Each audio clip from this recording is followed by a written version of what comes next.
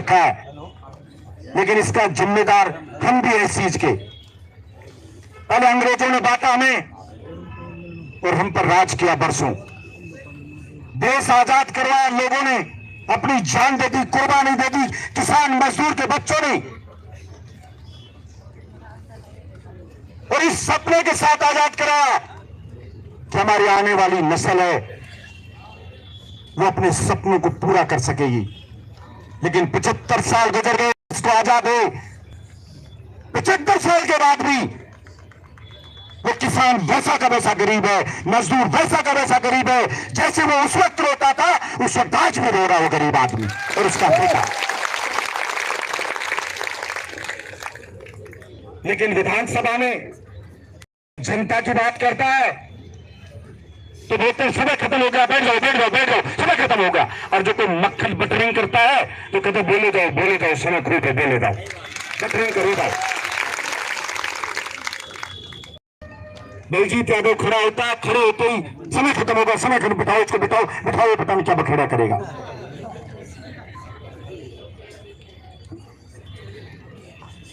देश आजाद होने के बाद इन नेताओं ने हमें बांट दिया राजनीतिक पार्टियों में, किसान को बांट दिया राजनीतिक पार्टी में, मजदूर को बांट दिया राजनीतिक पार्टी में। आप फला पार्टी वाले, आप फला पार्टी वाले, आप फला पार्टी वाले। और जब वोट पड़ता है तो भोले भाले हम लोग भी बटे नजर आते हैं। गांव में लोग ताश खेलते रहेंगे, लेकिन अन्याय के खिलाफ लड़ने की बात हो तो कहेंगे टाइम ही नहीं मेरे पास, तो बहुत बिजी चल रहा हूं। जवानों से कहो, मैंने राजस्थान की विधानसभा में कहा कितनी भर्तियां मैंने लिस्ट दी जिसके अंदर 63% 63% राजस्थान से बाहर के लोग आके नौकरी ले ली, 63%। मैंने कहा 23 राज्य हिंदुस्तान के ऐसे 23 जिसमें राजस्थान के बेरोजगार की सिलेक्शन रेट 0 है, एक भी जवान को नौकरी नहीं दे रहे 23 राज्य हिंदुस्तान के, और यहां 63% ले जाओ बाहर के, यहां मिल नहीं रही है, और यहां लूट मची है तो लूट ले जाओ। 63% वो लूट ले जाए, कुछ को पेपर लुटेरे लूट ले जाए, किसी को और लूट ले जाए, तो गरीब किसान के बच्चों को रोजगार मिलेगा तो मिलेगा कैसे? मैंने राजस्थान की विधानसभा में इस दिन ऐलान किया कि भाई लोकतंत्र में विश्वास रखते हैं, गोली तो किसी को मार नहीं सकते, मर हम सकते भी कायर नहीं है कि हम सुसाइड कर लें, लेकिन गुस्सा तो दिखा सकते हैं, और किसान मजदूर के अंदर जो आग है उसको दिखा सकते हैं, और ईमानदारी की ताकत हम दिखा सकते हैं। तो मैंने कहा सूर्य उदय से सूर्य अस्त होने तक 1 सेकंड भी रुके बिना नॉन स्टॉप दौड़ लगाऊंगा मैं इस सेंटर पार्क में, इसको विरोध। आपके डॉक्टरों की टीम आई कि आप मर सकते हो, ये मेडिकली संभव ही नहीं है कि आप इस गर्मी के अंदर 12 घंटे नॉन स्टॉप दौड़ोगे, आपका हार्ट ब्लॉक हो जाएगा, बेहोश हो जाओगे। मैंने कहा किसान मजदूर के बेटे हैं, हमारे माँ बाप ने भ्रष्टाचार की रोटी नहीं खिलाई, खून पसीने से गुनी हुई रोटी हमें खिलाई है, ये ईमानदारी की ताकत होती है। अभी दम देखा कहाँ है हमारा, तुमने अभी देखा ही नहीं है। इसलिए मैं राजस्थान सरकार को भी कहना चाहता हूं, सहानुभूति पूर्वक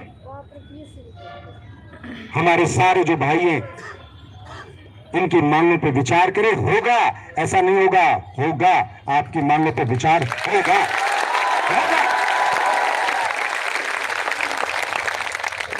और दूसरा मैं कहना चाहूंगा कि भाई भूख हड़ताल पे बैठे हैं, भाई भूख भात पे कोई नहीं पूछता है, कलयुग है, या तो लठ लेकर हो, खा पी के दंड पेल कर सुसराग गड़ा कर देने के लिए तैयार हो। भूख भात नहीं मरेंगे हम, मरेंगे किस लिए? तो चाहते हैं हम मर जाएं, मरेंगे, मरने उड़ने की बात मत करा करो कि भूख मरेंगे, या तो कहें लड़ेंगे बहादुरी से, खुद को तकलीफ नहीं देनी है। लेकिन मुझे विश्वास है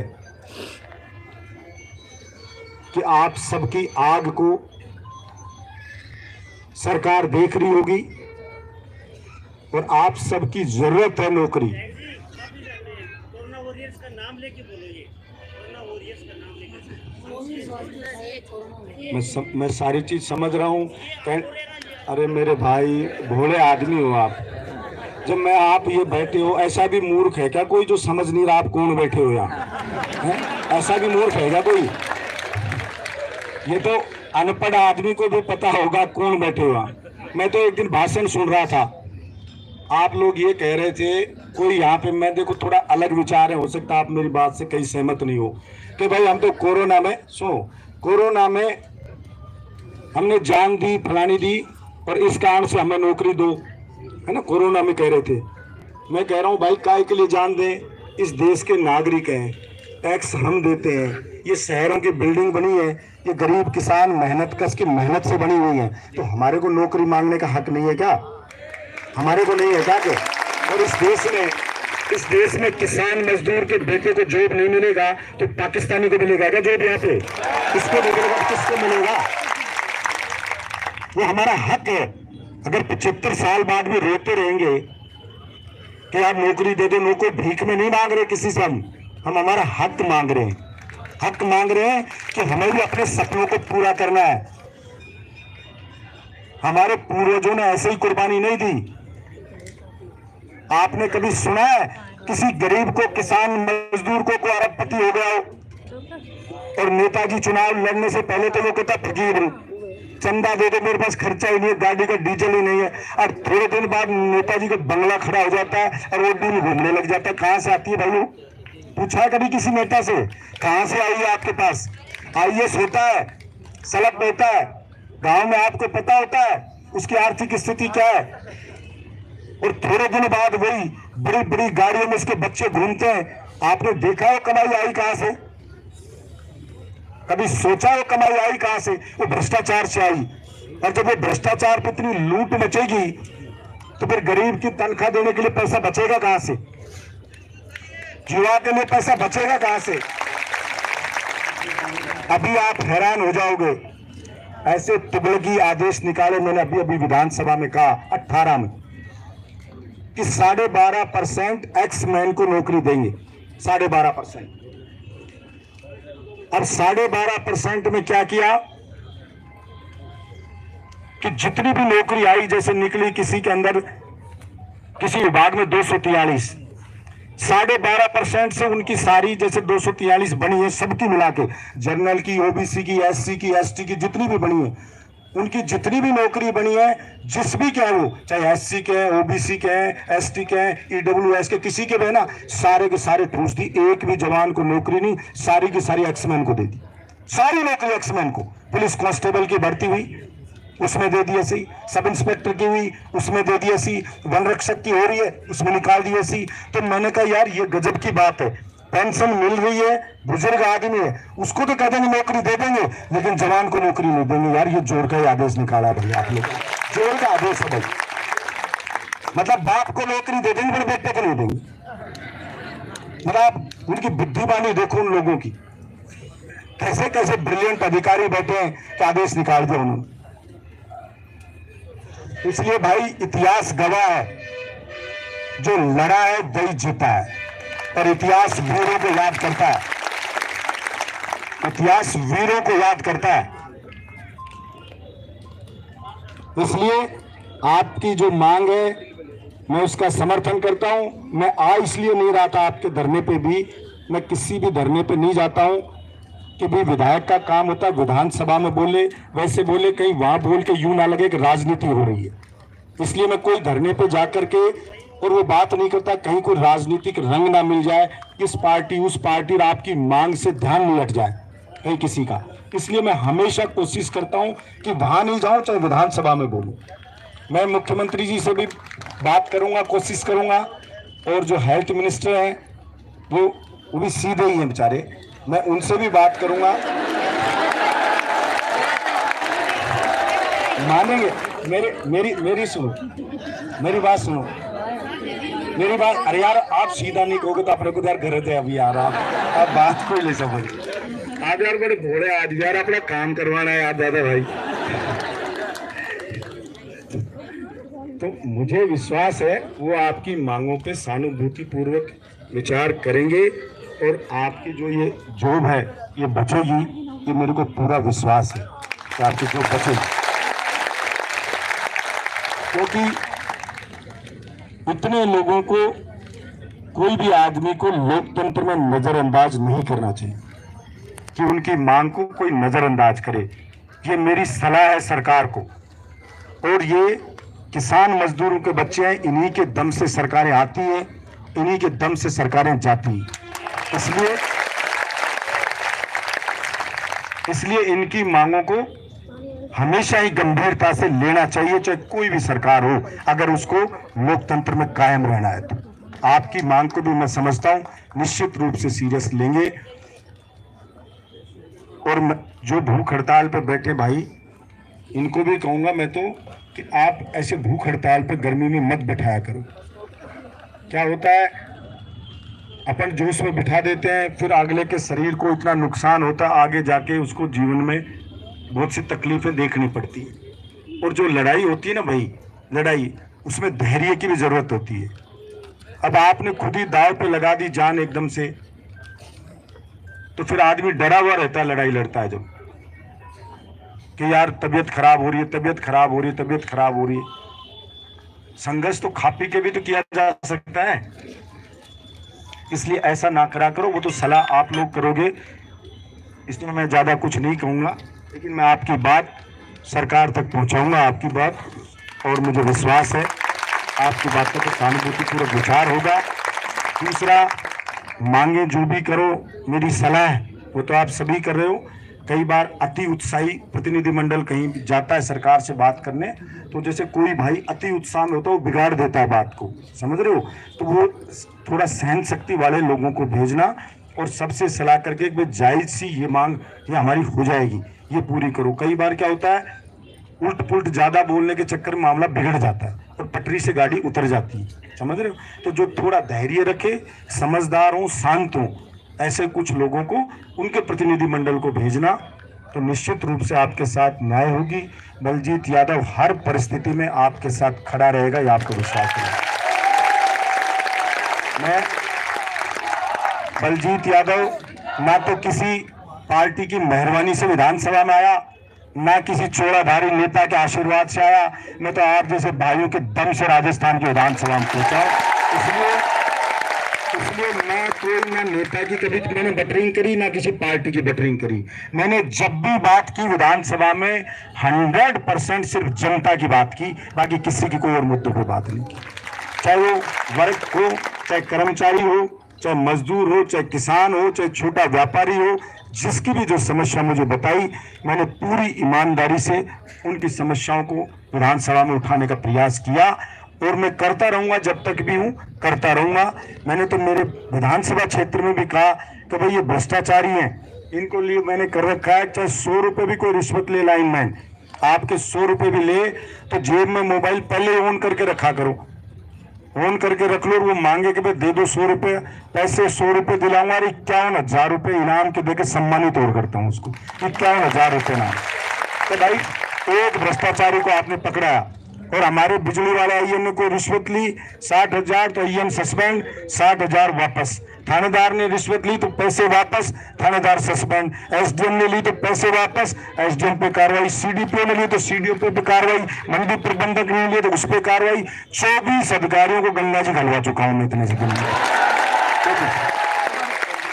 और अब ये तहसीलदार की लिस्ट आती है जब ट्रांसफर की, मुझे एक जने ने स्क्रीनशॉट भेजा, तो बोले उसमें लिस्ट चल रहा है उस तहसीलदारों की, उसमें उनका कोई ग्रुप होता है कि भोले बाबा तो चाहे कुएं में पटक देना, लेकिन इस बलजीत यादव से बचा लेना, वहां मत लगा देना हमारे, और कहीं लगा देना, पोस्टिंग वहां मत लगा देना, क्योंकि वहां कर रखा भाई को रजिस्ट्री करा रहा है, कोई पैसा ले तो मैंने तहसीलदार कह दे तेरे यहाँ लगा दे लिख करके गेट पे कि कोई कर्मचारी पैसा मांगे तो मुझसे बात करो, और बाहर मेरा बैनर लगा दिया कि 53,000 कमा लो, पकड़ लो चोर को। तो आदमी डरा डरा रहता है यार, पता नहीं कब लपेटे में आ जाए। 24 का शिकार हो चुका है, तो सारे के सारे बिल्कुल सही रहते हैं। और देखिए, जब तक भ्रष्टाचारियों को डर नहीं होगा ना, डर, कहावत हमारे बड़े बुजुर्ग कहते थे, भय बिन प्रीत नहीं। जब तक भय नहीं होगा तो वो शोषण करते रहेंगे गरीब का, उसका खून चूसते रहेंगे। मेरे वहां पे गरीब आदमी ने फोन किया कि साहब ट्रैक्टर ले जा रहा था मिट्टी का भरत के लिए, और मेरे बेटे को तो चड्डी परमान में थाने में बंद कर रखा है, लॉकअप में। और करोड़पति था एक सरदार जी जो 420 का मुलजिम घोटाला करा हुआ, वो साहब क्वार्टर के अंदर मजे कर रहा है, वहां दावत खा रहा है। मैं संडे को गया, छापा मारा थाने पे, एसपी को वही बुलाया, उसको तो बाहर कराया, और उस जो करोड़पति अरबपति बता रहे थे उसको लॉकअप में डलवाया, और पूरे के पूरे थाने को मैंने सस्पेंड करा दिया, पूरे थाने पूरे के पूरे। मुझे पलदार ने फोन किया कि किसान की सरसों कम तोड़ रहे हैं साहब संडे के दिन। मैं खुद गया, सरसों तुलवाई, कम मिली तो संडे को ही बुला के अधिकारियों को, मंडी प्रबंधक को सस्पेंड करवाया और किसान को पूरा उसका पैसा दिलवाया। तो लोगों में ये विश्वास जगा, उस पलदार ने मुझे कहा, आंखों में आंसू थे उसके, कि सर आपको वोट दिया था मैंने, आपने ये कहा था कि जो कोई बलजीत यादव को वोट देगा जीवन में घाटे का सौदा महसूस नहीं करेगा। कि मैंने आज फोन किया था, आज लगा कि घाटे का सौदा नहीं था, जो पलदार के कहने पर प्रबंधक सस्पेंड हो रहा, तो उसको लगा। इसलिए मेरी ओर से मैं पूरी कोशिश करता हूं कि जिन्होंने मुझे विधानसभा में भेजा उनको कभी निराशा नहीं हो कि हमने जिसको चुन के एमएलए भेजा वो हमारे को भूल गया, या हमारे साथ को भूल गया, हमारी मेहनत को भूल गया, हमारी अपेक्षाओं पर खरा नहीं उतर रहा। इसका मैं प्रयास करता हूं। और भाई फिर भी कोई छोटी मोटी गलती हो जाए, छोटी मोटी हो जाए तो यार इंसान ही तो नया नया एमएलए बनाऊं, तो रूस मत जाना यार मेरे से कुछ छोटी मोटी हो जाए। कभी कभी गुस्सा आ जाता है मेरे को, कभी कभी यार चोर चारों को देखता हूँ ना तो गुस्सा आ जाता है। फिर कोई कहते हैं एमएलए को गुस्सा आ गया, एमएलए गुस्सा, अरे यार मैं तो कहा पके पड़े रहते क्या करें, तो कभी कभी आ भी जाए, आ जाते हैं ना भाई, गर्मी में कभी कभी आ जाए, तो वो कभी कोई आ जाए तो हम, हमारी मैडम है बहन जी आप रूस मत जाना, कहते एमएलए तो गुस्सा करता है। मैं गुस्सा शरीफ पे नहीं करता, गुस्सा उसी पे करता हूँ जो कहीं ना कहीं उसकी बदमाशी मिलेगी। आप जांच करो ना, कभी कभी जांच कर लेना, तब कभी एक सेकंड पूरी फिर मेरा काटूंगी मैं, एक मिनट बात फ्लो टूट जाए। आपको गुस्सा आ रहा है ना, वैसे ही हमारे को कुछ अधिकारी बोलते हैं कि दिहाड़ी पे रखे थे और दिहाड़ी खत्म हुई तो मजदूर बन के घर पे, हम हमारी को दिहाड़ी भी पूरी नहीं दी। हाँ तो तभी तो गुस्सा आता है। आपको गुस्सा आता है तो हम लोग तो छोटे मोटे, तो कितना गुस्सा आएगा। तो मैं तो खुद ही कह रहा हूँ, मैं तो आप में ही हूँ। मैं तो मेरी बात सुनो, मैं तो कपड़े भी कोई कहते छोड़ा पजामा पहनो, मैं तो आप जैसे ही पहनता हूँ, देखो लगता हूँ नेता को। मैं नेता लगता ही नहीं। मैं वहाँ विधानसभा में जाता हूँ ना तो आपके वो मेडिकल स्टाफ रहता है, तो वो भी चेक करते हैं ना कोविड वाला, तो मेरे को बाहर कहेंगे ए लड़के इधर आ चेक करवा। तो कहाँ भग रहा है, और एमएलए आएंगे तो खड़ा होकर के यूं सावधान नमस्कार करेंगे, मेरे को नहीं करता कोई, उन्हें कोई छोरा चारा है कोई कहीं चलो। एक दिन वो पूरे एक ने कहा यार ये एमएलए बेचारे कैसे कैसे बुला रहे हैं इधर, तो मैं तो चला जाता हूँ, मेरे को नाराज नहीं होता, मैंने ठीक है बहन जी कर लो क्या चेक कर लो। तो मैं तो लगता ही नहीं एमएलए जैसा। और मेरे खूब कहते हैं कि एमएलए की ड्रेस पहनो आप ये क्या पहनते हो कपड़े, कोई ऐसे वो उसका कुर्ता पजामा वर्दी होती है नेताओं की, मगर यार मुझे तो नेताओं से डर लगने लगा आजकल। तो मैं तो पहनता आप जैसा ही दिखता हूँ, ऐसी ही सोच है, और आपका गुस्सा जायज भी है। कोई दिहाड़ी मजदूर नहीं हो, कोई आपको दिहाड़ी मजदूर नहीं कह सकता।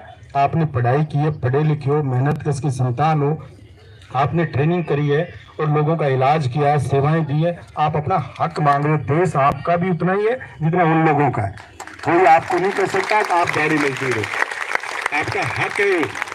और 75 साल बाद भी देश के 75 साल भी अगर कोई हक मांगने में शर्माएंगे तो फिर कैसे पार पड़ेगी। इसलिए निश्चित रूप से पूरी होगी। कोई नहीं, गहलोत साहब खुद कह रहे हैं कि आप वॉलेंट्री फोर्स के को होम गार्ड बना दिए सबको, पढ़े लिखो को। आप सुनो, आप धैर्य रखो, सब चीज मांग पूरी हो जाएगी।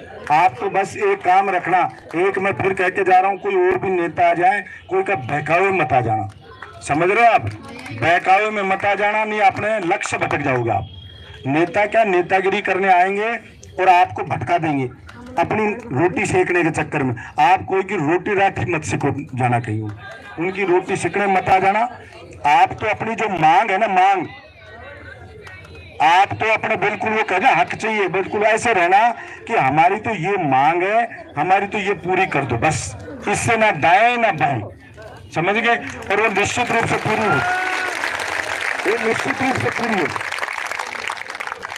आप तो कोई और आपकी कोई पार्टी नहीं है, आप सब एक परिवार हो, तो आप बचना मत किसी भी चीज में। और हमारे क्या, जैसे मैंने देखा है कुछ क्या होता है, जैसे मान लो प्रतिनिधिमंडल ही बुलाया, अब उसमें लड़ाई हो जाती है कईयों में कि ये जाएंगे कि मैं जाऊंगा, वो जाएंगे कि मैं जाएंगे। तो वो विश्वास रखो, कोई जाओ आप अपनी मांग पत्र दे दो उसको, और फिर भी कोई डिस्कस करनी हो तो वहां से वो मोबाइल से फोन करे कि भाई ये मांग पूरी हो रही है, उसकी सलाह कर ले, और क्या ओके कर दूं तो भाई ओके कर दो। समझ रहे आप बात? लेकिन विश्वास बड़ी चीज है, आपस में विश्वास रखना, निश्चित रूप से आपकी जीत होगी। यही मेरी ओर से आप सबको शुभकामनाएं। और आप सब, मुझे बहुत अच्छा लगता है कोई आदमी बहादुरी से लड़ता है, जो आप मान लो संघर्ष करो। मुझे हर संघर्ष करने वाला व्यक्ति अपने परिवार का सदस्य लगता है कि यार वो आदमी हक के लिए संघर्ष कर रहा है। और जो संघर्ष करता है उसकी जीत हमेशा होती है, समय देर सवेर हो सकती है, जीत होती है, आपकी भी जीत होगी। और भगवान हमेशा कर्मयोगी का साथ देता है, आपका भी साथ देगा। इसी बात के साथ मैं मेरी वाणी को विराम देता हूँ। नहीं तो कोई कह देंगे पता नहीं वहाँ भड़का रहा है, क्या कर रहा है, क्या अभी कान खड़े हो गए और वो गया वहाँ गया, क्या लपड़ा करेगा पता नहीं। मैंने देखा ये पुलिस वाले मुझे पहले धर लेंगे कहीं, तो मैंने पहले सूचना भी नहीं दी, यही आके कहा भाई आ गया हूँ। मगर इतना में कहीं इधर उधर से फोन करेंगे तो कहेंगे वो काका तो पहुंच गया वहां उनके बीच में। नहीं तो पहले ही कहीं घर से ही ठा ले जाएगा, भाई इसको तो बंद करो, इसको मत जाने दो वहां। लेकिन मैं किसी को भड़काता नहीं हूँ, और ना मैं कभी गलत डिमांड रखता हूँ। गलत रखे, जो न्याय संगत मांगे वही हम रखते हैं। आप सबकी भी न्याय संगत मांगे। रोजगार पे आपको लगा है, रोजगार आप चाह रहे हो, इतनी सी बात है, ये कोई गलत बात भी नहीं है आपकी, इसका मैं समर्थन करता हूँ। बहुत बहुत आपको धन्यवाद। जय हिंद, जय राजस्थान।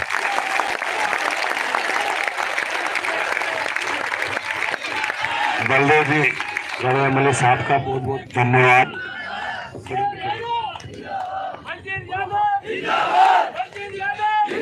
बलदेव जी यादव का सभी सीएचए की तरफ से मैं बहुत बहुत धन्यवाद देता हूँ। अब आप कहो तो मैं इधर उधर जाकर उनसे बातचीत करूँ, भाई यहाँ बैठूँ है ना बातचीत, क्योंकि मैं आपसे जैसे मिलके जा रहा हूँ, आपका मांग पत्र भी ले लेता हूँ और फिर मैं बातचीत करता हूँ। अपने का फर्ज करना चाहिए।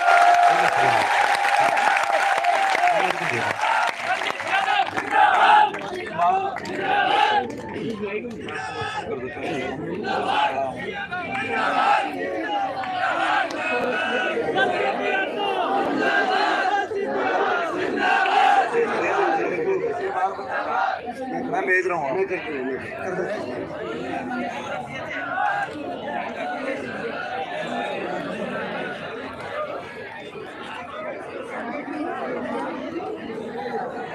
विधायक जी का बहुत बहुत धन्यवाद, एक बार जोरदार तालियां हो जाती है।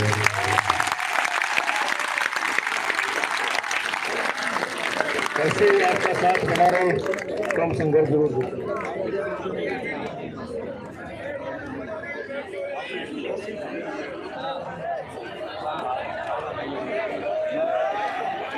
ये जोश कम नहीं होगा सर, नौकरी लेने का जोश है।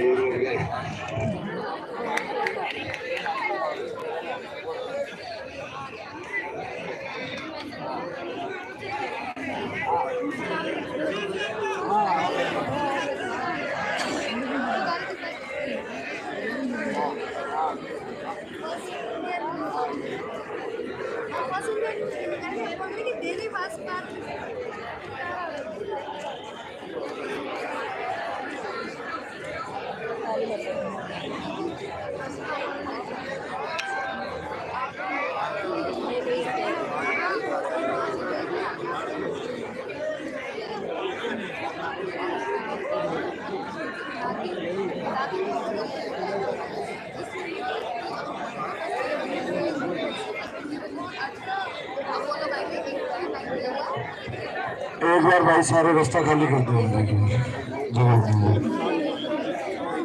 एक बार जगह बना लो, भाइयों से निवेदन है, एक बार जगह बना लो प्लीज।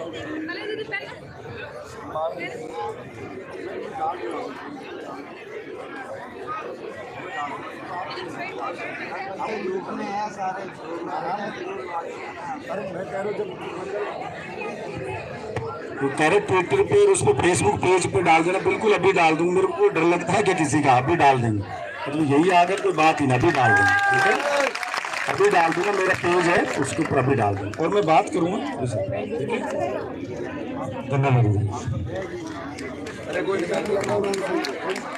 क्या कर लूँगा? अरे गिराओ मत भाई रास्ता बना दो यार।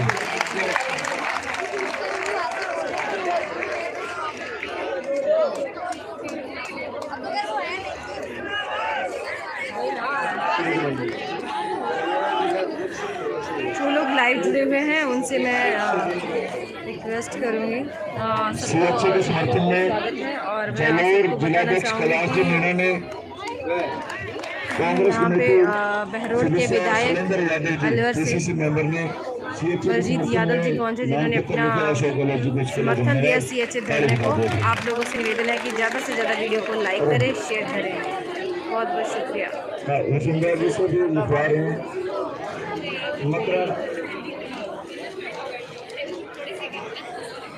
मकराना विधायक में रूपाराम मुरावतिया में स्त्री की दुनिया भी घर से निकल गई। शांति बनाए रखे।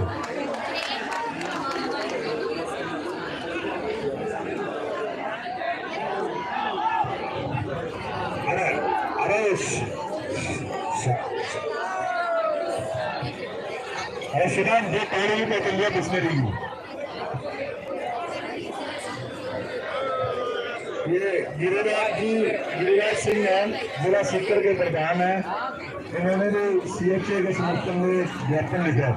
अगर किसी भी सुना है किसी भी एमएलए ने या किसी ने भी ज्ञापन लिखा, आप मेरे को व्हाट्सएप कर देंगे। किसी ने भी अगर सीएचए के समर्थन में ज्ञापन लिखा है, अपने उसकी कॉपी निकलवा के मुख्यमंत्री को दे देंगे, व्हाट्सएप कर दो। जिला कांग्रेस कमेटी के अध्यक्ष चांदमल जैन ने भी सीएचए के समर्थन में लेटर लिखा बांसवाड़ा डिस्ट्रिक्ट से, व्हाट्सएप कर दो।